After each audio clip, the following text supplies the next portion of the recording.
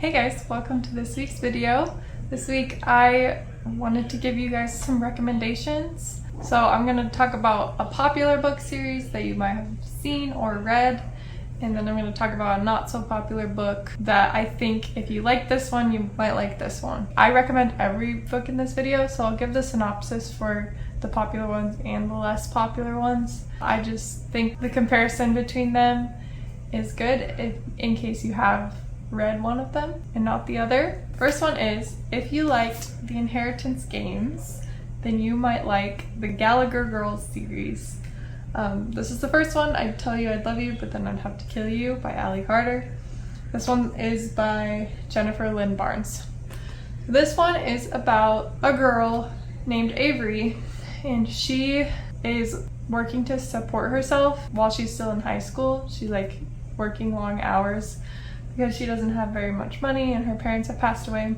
She gets a call. They say, this billionaire, multi-billionaire, has put you in his will, so you should come and listen to the reading of the will. She gets left with a ton of money. Most of the money that he has left behind, he has given to her. A total stranger. She has no idea who this guy is, and the family of this guy is very upset, understandably, and they're trying to figure out why did she get all this money, and she also was very curious about why. But the terms of the will, she has to live in the mansion where all the rest of the family lives for a year before that money becomes hers. During this time, they're trying to figure out why he has made this decision. There's a lot of puzzles that they have to solve and things like that. This series is YA about a girl who goes to spy school. So she goes to this like private school, and it's like a secret private school where they learn how to be spies, and like at the end of their graduation they join the FBI and all that sort of stuff. So they're just training for those kinds of careers. The first one is specifically the main character Cammie. On one of her missions outside of the school, she meets a boy and he doesn't know she's a spy, and she has to like navigate that, meeting up with him but also not being able to tell him about her training and her missions and stuff like that. This is a very fun series. The reason that I think these two are similar, the settings feel very similar to me. Like this one's set in the mansion, this one's set in the school, and they're kind of like fancy mansioned academia kind of. Also, the characters' banter just reminded me of, like in this book, I read this last week, it really reminded me of that sort of thing in this book. They're both pretty high stakes, and the writing style felt very similar to me. And one of the things I thought was really funny is in the acknowledgments of this book, she actually thanked this author for like being her inspiration and her friend and stuff like that. So that was pretty crazy to me that it reminded me of this one, and the authors are like friends and like help each other out. So that was kind of cool. The next one I have is, if you liked Six of Crows by Leigh Bardugo, you might like Cast in Firelight by Dana Swift. Six of Crows is set in the Grishaverse, so that is the same universe as Shadow and Bone. There is a TV show about Shadow and Bone, and the characters and the plot of Six of Crows in that show as well. It is about, the main character's name is Kaz. He plays a big role in the gang in the city that they live in, Ketterdam, and he finds out about an opportunity to get a lot of money. This guy offers him a lot of money if he goes on this mission. It doesn't talk about the mission on the back of the book, so I won't give it away. He gathers together a team of 6 people, including himself, that he feels like have special skills to be able to pull this off. This is one of my favorite books, 5 stars. It is high stakes and has like magic in it. Like some of the characters are Grisha, that's what they're called. They're like wizards kind of, but they're like different categories of them that have different powers, and it's just a very intriguing magic system. It's based on the elements a lot. Cast in Firelight is about 2 characters who are the heirs to their kingdoms, and they are arranged to be married. And in this book, there are like 9 colors that all relate to some kind of element, like fire, water, things like that. The nobles in the kingdoms can control all 9 of these powers. The plot of the book is that the 2 main characters are arranged to marry each other, but they haven't seen each other since they were little and the arrangement was set up. And they meet each other, but they don't know who each other are. And they have their own reasons, but they lie to each other and tell each other that they're guards. They're both saying that they're guards. And so neither of them knows that the other person is their future spouse, and they are working together to figure out what's happening to one of the resources. Female main character created this resource for her kingdom, and people are stealing it, and they're trying to figure out what's going on.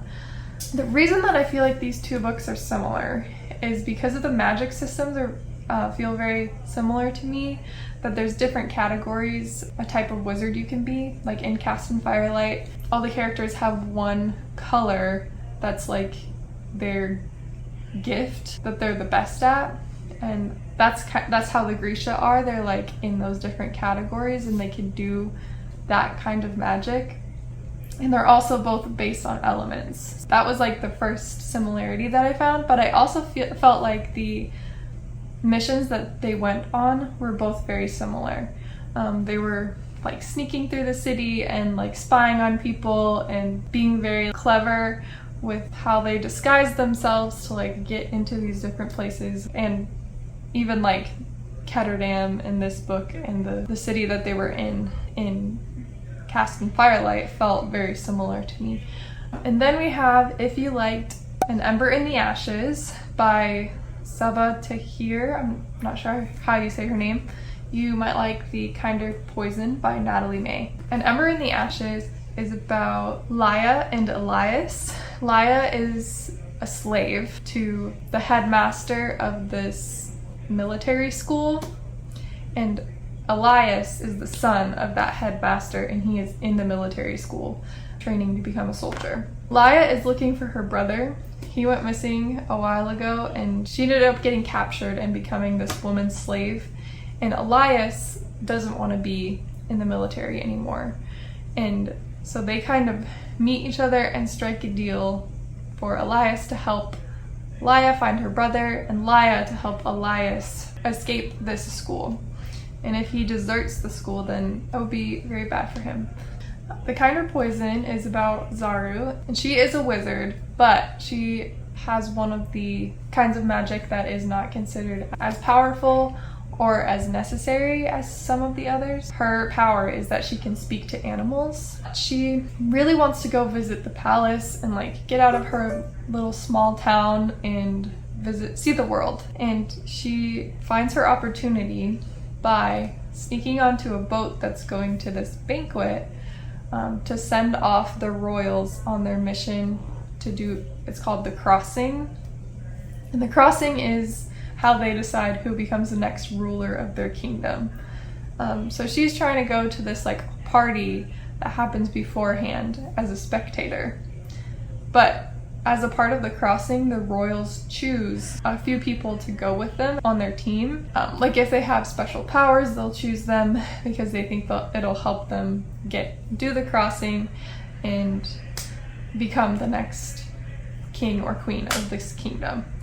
So Zaru is trying to sneak on as a spectator, but she ends up sneaking on accidentally, puts her name on the wrong list, and she is on the boat with all the people who are the contenders to be on a team with the royals.